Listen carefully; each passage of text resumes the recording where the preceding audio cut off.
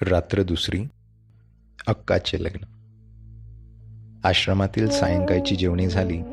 सायंकाळच्या जेवणानंतर प्रार्थनेच्या वेळेपर्यंत फिरावयाला वगैरे आश्रमातील मंडळी जात. आश्रम होता त्या गावी नदी होती. नदीचे नाव बहुळा. नदी तीरावर एक लहानसे महादेवाचे देऊळ होते. देवळाजवळ पिंपळाचे मोठे पुरातन झाड होते. त्याला पार बांधलेला होता.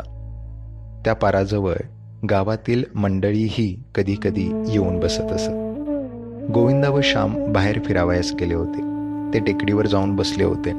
लहानगा गोविंदा पावा गोड वाजवीत असे. त्याने आपली बांबूची बासरी बरोबर घेतली होती व तो वाजवीत होता. कवी हृदयाचा श्याम ऐकत होता. एकाकी गोविंदा थांबला व त्याने श्यामकडे पाहिले. श्यामचे डोळे मिटले होते. तोंडावर गोड व मधुर असे तेज होते. चलताना आश्रमात प्रार्थनेची वेळ होईल. श्यामने डोळे उघडले.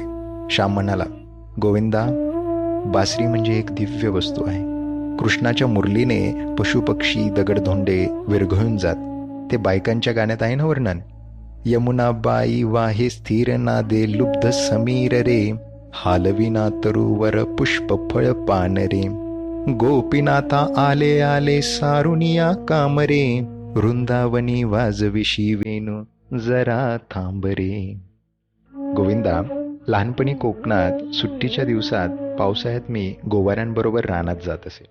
गाईगुरे चरत व गोवारी अलगुजे वाजवीत. माझे चुलते छान अलगुजे करीत. लहानशी बांबूची नई, पण तिच्यात केवढी शक्ती. हल्ली ती ब्रासची वगैरे कर्कश परदेशी अलगुजे विकत घेतात. 2 रुपये त्यांना पडतात, परंतु खेड्यापाड्यातील गोरगरिबांना ही बासरी आहे. मधुर, सुलभ व सुंदर. बासरी हे आपले राष्ट्रीय वाद्य आहे. श्रीकृष्णाने ते रूढ केले आहे व 7 लाख खेड्यात ते वाजविले जात आहे. वाजव, आळव ते गीत. परंतु ही पहा, घंटा वाजत आहे. प्रार्थनेत चला, गोविंदा म्हणाला. हो चला. काय रे गोविंदा, काल मी बराच वेळ सांगत बसलो काय? परंतु थोडी आईची पूर्वकथा सांगितली पाहिजे होती. आज लवकर आटपेन, श्याम म्हणाला. काल 10-12 मिनिटेच तुम्ही सांगत होता. उगीच आखडते नका घेऊ. मधून मधून निरनिराळे विचार व कल्पना येतात. त्यात आमचा फायदा असतो. तो वेळ व्यर्थ का जातो? गोविंदा म्हणाला. बोलत बोलत दोघे आश्रमात आले. गच्चीवर प्रार्थनेची तयारी झाली. सारे जमले. गावातील काही मंडळी आली होती. घंटा वाजली. प्रार्थना सुरू झाली. स्थिरावला समाधीत स्थितप्रज्ञ कसा असे वगैरे गीताईतील स्थितप्रज्ञाच्या लक्षणांची प्रार्थना सुरू झाली. ही प्रार्थना आता राष्ट्रीय प्रार्थना जणू झाली आहे. प्रार्थना संपताच श्यामच्या गोष्टीसाठी मंडळी अधीर झाली. श्यामने गोष्टीत सुरुवात केली. माझ्या आईचे प्रेम आम्हा सर्व भावंडात आमच्या बहिणीवर जरा जास्त होते. माझी बहीण जणू आईचीच प्रतिमूर्ती होती. आम्ही तिला अक्का म्हणतो. माझी हक्कात दया व क्षमा, कष्ट व सुशिकता यांची मूर्ती आहे. तिला सासरी प्रथम सासूरवास झाला, परंतु माहेरी तिने कधी सांगितले नाही. तिने स्वतःच्या मुलास एक चापटही मारली नाही. मुलांचा राग आलाच तर दूर उठून जाते व राग शांत करून येते. माझ्या हक्काच्या लग्नाच्या वेळची गोष्ट आहे. अक्काचे कितीतरी दिवस लग्न जमतच नव्हते. तिला मंगळ होता, त्यामुळे अडचणी येत. शिवाय हुंड्याची अडचण होतीच. आमचे नाव होते मोठे, बडे घर पोकळवासा अशातली गत झाली होती. पूर्वीच्या इतमामाप्रमाणे राहावे असे काही मंडळीस घरात वाटे व कर्ज वाढत होते. माझ्या हक्काला 17 ठिकाणी नाचवली. कोठे मुलगी पसंत पडली तर हुंडा आड येई. हुंडा म्हणजे मुलीच्या मानेवरचा धोंड असतो. या हुंड्याच्या त्रासाने मुलींच्या शरीराची वाढही नीट होत नाही. त्यांना आतून चिंता जाईत असते. मुलगी वाढत चालली, एकदा लवकर उरकलेच पाहिजे, कुठे बाईचा नवरा असेल कुणास माहीत, असे शब्द मुलींच्या कानावर येत असतात. त्यांना जीवन नकोसे होते. आपल्या देशातील तरुणच नादान. या हुंड्याची चाल नाहीशी व्हावी म्हणून 20 वर्षापूर्वी स्नेहलतेने बंगालमध्ये स्वतःला जाळून घेतले. त्यावेळेस क्षणभर तरुणांनी हुल्लड केली, सभा भरवल्या, ठराव केले, परंतु पुन्हा सारे थंड. हुंडे पाहिजेत, शिक्षणाचा खर्च पाहिजे, अंगठी पाहिजे, दुचाकी पाहिजे, घड्याळ पाहिजे. मुलीचे पैसे घेणे व मुलाचे घेणे दोन्ही गोष्टी सारख्याच निंद्य. गायीसही विकू नये असे सांगणारा माझा थोर धर्म, परंतु त्याच धर्माची अनुयायी मुला मुलींसही विकतात. याकरता अधर्म कोणता? तोंडाने धर्माचा तोरा सारे मिरवतात, पण कृतीने धर्माची सारी थट्टाच आहे. उदार हृदये ज्यांची असावी ते तरुणही मेलेलेच. निंद्य गोष्टींबद्दल बंड उभारण्याचे जोपर्यंत धैर्य होत नाही तोपर्यंत काही नाही. आपल्या बहिणींच्या जीवनाचा कोंडमारा करणाऱ्या, रूढी व चाली ज्यांना टाकवत नाही त्यांना स्वातंत्र्य प्रिय आहे हे मी कसे म्हणू, असे जगाने कसे म्हणावे. परंतु जाऊ दे, मी भावनाभरात कुठेतरी वाहत चाललो. तुम्ही भलतीकडे वाहत चाललेत तरी आम्हाला मदच मिळणार. आडरानात शिरलात तरी फुलेच दाखवणार. तुम्ही बोलत राहिलेत म्हणजे पुंगी ऐकून नाग डोलतो तसा आमचा अंतरात्मा डोलू लागतो. नामदेव म्हणाला. तुमचे काहीही असो, ते गोड लागते. तुम्हीच ना ती शाहूनगरवासी नाटक मंडळीतील प्रख्यात नट गणपतराव यांची गोष्ट सांगितली होती. हॅम्लेटचे नाटक जाहीर केलेले असावे, परंतु गणपतराव रंगभूमीवर येऊन तुकाराम नाटकातीलच बोलू लागत. प्रेक्षक म्हणत, तेच चालू राहू दे.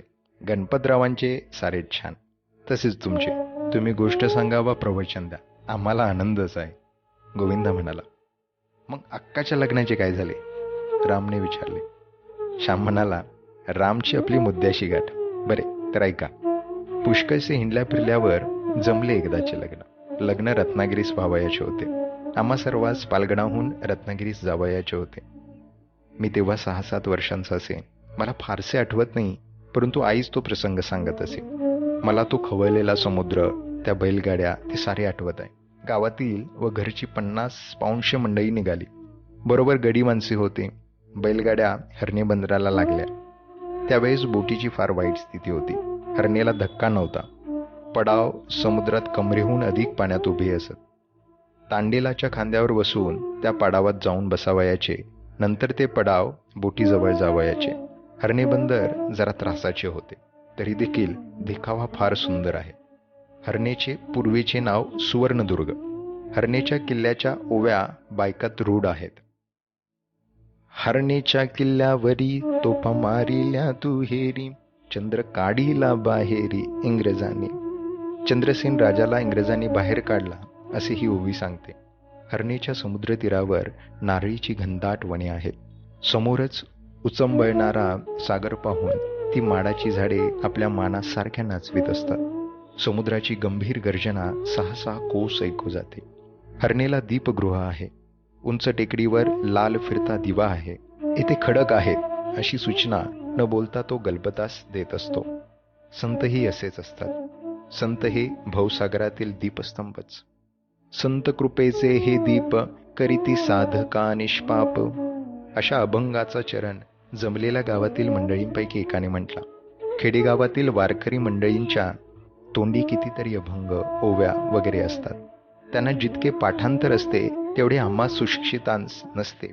सुशिक्षितांस इंग्रजी कवी माहीत असतात, त्यांची वचने त्यांना पाठ, परंतु ज्ञानोबा तुकाराम यांची त्यांना आठवण नसते.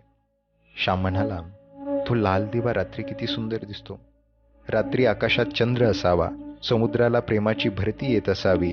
त्यावेळी समुद्राच्या वक्षस्थळावर शेकडो चांद नाचताना दिसतात. आपल्या गोजीरवाण्या गोऱ्या गोमट्या मुलाचे शेकडो फोटोच समुद्र काढून घेत आहे असे वाटते. समुद्राचा का चंद्र मुलगा? एका लहान मुलाने विचारले. हो, समुद्र मंथनाच्या वेळेस तो 14 रत्नांबरोबर बाहेर पडला अशी कथा आहे. परभारे नामदेवनेच उत्तर दिले. श्याम वर्णनाच्या भरात होता. आपल्या मुलाच्या अंगाखांद्यावर घालण्यासाठी समुद्राने दागदागिने आणले आहेत की काय असेही मनात येते. किंवा चंद्र शेकडो रुपये घेऊन खाली लाटांशी खेळण्यासाठी उतरला आहे असे वाटते. सारी मौज असते. वारे वाहत असतात, नारळी डोलत असतात, लाटा उसळत असतात, दीप चमकत असतो, चंद्र मिरवत असतो आणि पडाव भरत असतो. तांडेल व खलाशी यांची ओरडाओरड चाललेली असते. कोणाचे सामान राहून जाते, कोणाचे बदलते, कोणाचे हर होते, कोणाला पडाव लागतो, कोणाला उलटी येते, ती एखाद्याच्या अंगावर होते आणि मग तो उसळतो. हिंदुस्थानातील सारी अव्यवस्था, सारा गोंधळ, सारा उदासीनपणा, सारी सहानुभूती शून्यता तेथे दिसून येते. आम्ही पडावात बसलो. पडाव चालू झाले. वल्लवणारे वल्ली मारू लागले. चुबुक चुबुक पाणी वाजत होते. वाऱ्यामुळे लाटांचे तुषार अंगावर उडत होते. शाबास, जोरसे, असे वल्लवणारे म्हणत होते. पडावात खेचाखेच होती. माझी आई अंगावरच्या मुलाला घेऊन बसली होती. माझी एक आत्याही तेथे बसली होती. आत्याचेही अंगावर पिणारे मूल होते. आत्या आजारी असल्यामुळे तिच्या अंगावर दूध नव्हते. वरचे दूध मुलाला पाजीत, परंतु वरच्या दुधाने तान्ह्या लेकरांना फारसे समाधान होत नाही. आईच्या दुधाची चव न्यारीच असते. ते नुसते दूध नसते, त्यात प्रेम व वात्सल्य असते. म्हणून ते दूध बाळाला बायसे देते, तजेला देते. ज्या देण्यात प्रेम आहे त्या देण्याने देणारा व घेणारा दोघांस परम सुख होते. किनाऱ्यावरील बैलांच्या गळ्यातील घंटांचा आवाज दुरून कानावर येत होता. बंदरावरचे दिवे अंधूक दिसत होते. बोट दूर दिसावयास लागली होती. तिचा वरचा दिवा दिसू लागला होता. तरी बोट बंदरात येऊन तिला पडाव लागावयास अर्धा तास लागला असता. अरे चावतोस काय असा? काय आहे प्यायला त्यात? असे आत्या आपल्या मुलावर ओरडली. तो मुलगा अधिकच रडू लागला. काही केल्या राहीना. पडावात ही गर्दी होती. इकडे तिकडे व्हावयास जागा नव्हती. आजूबाजूला जेव्हा पुष्कळ लोक असतात तेव्हा जर मूल रडावयास लागले तर आयांना मेल्यासारखे होते. आपल्या मुलाने हसावे व खेळावे, सर्वांनी त्याचे कौतुक करावे, त्याला घ्यावे, नाचवावे, मुके घ्यावे, यात आयांना परमानंद असतो. ते पाहून कृतार्थ वाटते. परंतु मूल जर रडू लागले तर मात्र फजिती. हसऱ्या मुलाला सारे घेतात, रडणाऱ्याला कोण घेणार? वास्तविक रडणाऱ्याला घेण्याची जास्त जरुरी असते, परंतु त्याचाच सारी तिटकारा करतात. जगात सारे सुखाचे सोबते, दुःखाला कोणी नाही. दिनाला जगात कोणी नाही, पतिताला कोणी नाही. ज्याला सहानुभूतीची अत्यंत जरुरी, त्यालाच त्याची अत्यंत वाण. दीन को दयालु दानी दुसरा नकोई. मूल रडू लागले तर ती कटकट होते. झालं काय कार्ट्याला रडायला? अहो असाच रोज रडतो वगैरे बोलणी आईच्या कानावर येतात व तिला वाटते की मुलासकट पृथ्वीच्या पोटात गडप व्हावे. चावचाव करणारी तमासगीर मंडळीच जगाच्या बाजारात फार. माझ्या आत्याला त्यावेळेस तसेच झाले. मूल तर राहीना. माझी आई जवळच होती. माझ्या आईने आपल्या मुलास गड्याजवळ दिले व ती आत्याला म्हणाली, वंस माझ्याजवळ द्या त्याला, मी त्याला घेते हो. आईने प्रेमाने आत्याच्या मुलाला घेतले व त्याला पाजले. तो बाळ पोटभर माझ्या आईच्या अंगावर प्याला, हसू खेळू लागला. आई त्या लग्नात स्वतःच्या मुलासही रडवी, परंतु वंसांच्या मुलाला अगोदर शांत करी. मुलांना काय, गोड दूध आईचे मिळाले की राजेच ते. आत्याचे मूल रडू लागताच आईने घ्यावे, पाजावे. आईने कधी कुरकुर केली नाही. उलट तिला परमधन्यता वाटे, परम सुख व समाधान वाटे. माझी आई ती गोष्ट एखाद्या वेळेस सांगे व म्हणे, श्याम, अरे जवळ असेल ते दुसऱ्यास द्यावे, दुसऱ्याचे अश्रू थांबवावे, त्याला हसवावे, सुखवावे. या आनंदासारखा आनंद नाही. स्वतःच्या मुलाचे श्याम कोणीही कौतुक करेल, परंतु दुसऱ्याच्या मुलाचेही करील तितक्याच प्रेमाने करील तोच थोर.